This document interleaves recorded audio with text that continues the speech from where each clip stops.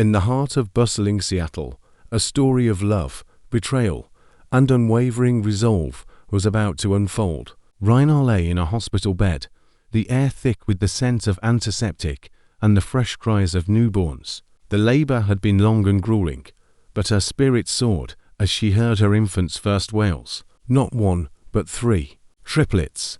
A fleeting moment of pure, unadulterated bliss. Then her husband, Glenn, stepped closer to the bed, his face paling as he stared at the swaddled bundles in her arms. All 3 babies had deep brown skin, a stark contrast to his own and Rainer's light complexion. Rainer said nothing at first, a sense of confusion creeping into her postpartum haze. Glenn stood frozen, but his mother, Evelyn, burst into the room, her voice sharp and accusatory. "What is this?" she gasped, pointing a trembling finger at the babies. "Rainer, what have you done?" Her face twisted in disgust. "How dare you betray my son like this?" Rainer, weak and reeling from childbirth, looked from Glenn to her mother-in-law in utter bewilderment. "I swear, I don't know what you're talking about," she stammered, tears welling in her eyes. "I haven't betrayed anyone." Evelyn, however, was relentless, accusing her of an unthinkable infidelity. Glenn, his face a mask of shock and anger, ripped his wedding ring from his finger and flung it to the floor. "I want a DNA test," he hissed. "If these kids aren't mine, then I never want to see you again, Rainer." Glenn and his mother left without another word. The door to the hospital room clicked shut, sealing Rainer in a cold, silent world. Just hours later, while she was still bleeding and barely on her feet, she received another blow, a phone call from the hospital director. Due to concerns about our image, she was being let go from her job as a nurse. Her reputation was in tatters before she even left the hospital. Confused and heartbroken, Rainer tried to call her parents, but only her father picked up. His voice, cold and final, told her she had brought shame upon the family and promptly hung up before she could even ask for help.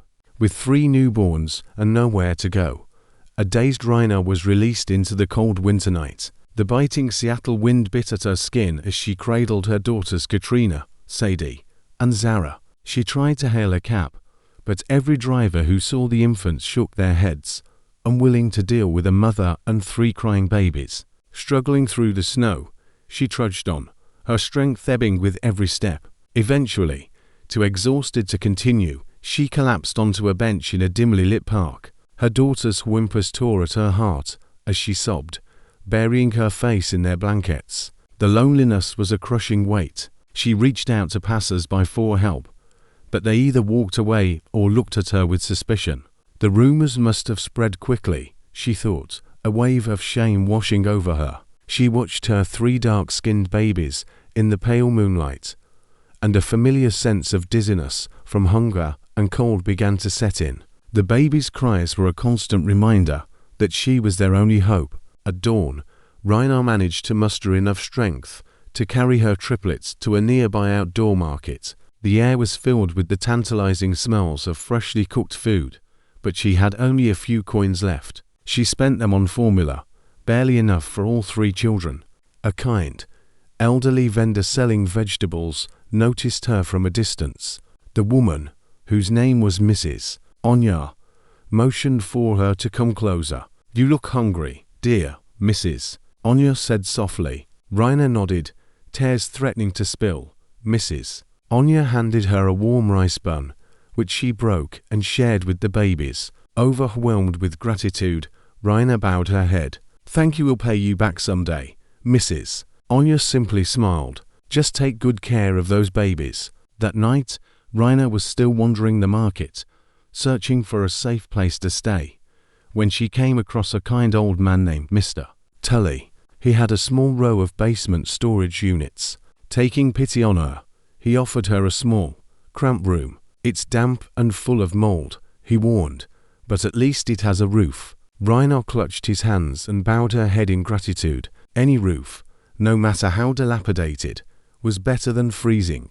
The next few months were a brutal test of Rainer's endurance. She took on odd jobs at the market, washing dishes, sweeping floors, and running errands, while her babies slept under tattered blankets in Mr. Tully's storage room. She toiled until her back screamed for relief. Slowly, a network of kindness began to form around her. A vendor gave her a used baby carrier. Another offered an old blanket. A neighbor, who had seen her shivering in the night, whispered that she was the woman abandoned by her husband for having someone else's kids. The rumors and ridicule followed her everywhere, but Raina was resolute. Every time she looked into the loving brown eyes of her daughters, she saw an unbreakable bond. One evening, about a year after she was kicked out, Raina was working as a catering assistant, flipping pancakes at a corporate event, when a tall, quiet man in an expensive suit approached her. His name was Mr. Goodwin. He handed her a sealed envelope, his eyes filled with a surprising amount of sympathy. "I have something for you," he said softly. Inside the envelope, Raina found records from the day her triplets were born. A certain fertility clinic had conducted an investigation, but without her knowledge. With trembling fingers, she unfolded the results, which pointed to a serious discrepancy. Genetically, these children had no relation to either Glenn or Raina herself. She stared at the papers, her heart pounding. "This can't be true," she stammered, feeling like she was about to pass out. "I gave birth to these girls. They're mine." Mr. Goodwin nodded. "You carried them, yes, but the fertilized eggs were not yours. There was a terrible mix-up at the fertility clinic. Your embryo was switched with another woman's." The truth hit her like a physical blow. The shame, the betrayal, the rejection by her family and her city, all of it had been based on a lie. Her own biological embryo had been destroyed at the clinic by mistake, and they had covered up the truth. Glenn's mother, Evelyn, had learned of the mix-up before the birth and had seized the opportunity to get rid of Raina. She had manipulated Glenn and the hospital records to protect her family from the scandal of having to raise biracial children. She had even arranged for Raina to lose her job. "Does Glenn know?" Raina asked, her voice shaking with rage. Mr. Goodwin nodded. "He found out recently, but he's keeping it quiet out of shame. He wants to save face and keep the secret, pretending that you were to blame all along." A tremor of pure fury shook Raina's body. Her poor daughters had suffered so much due to the cruelty and lies of others.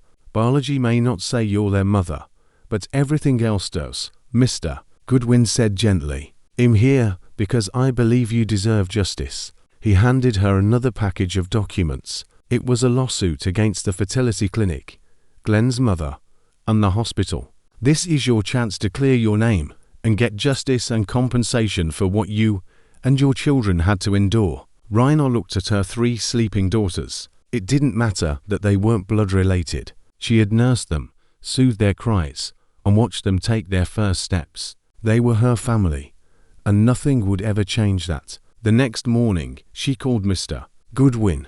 "Let's do this," she said. "I'm not letting them live under this cloud for another day."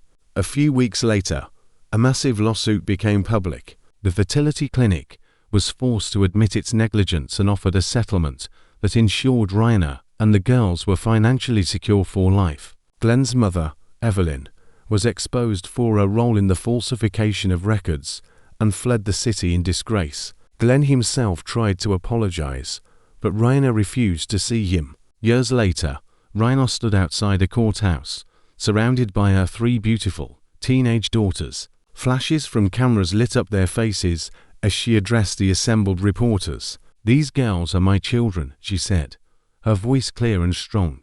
"Biological or not, love makes a family, and no one can ever break that bond." The shocking truth had come full circle. These girls were never Glenn's children, but that only highlighted a more profound truth: motherhood transcends genetics. Raina had defied betrayal, poverty, and injustice, all for the sake of her 3 little girls, who held her hand with absolute trust and affection. They were hers forever.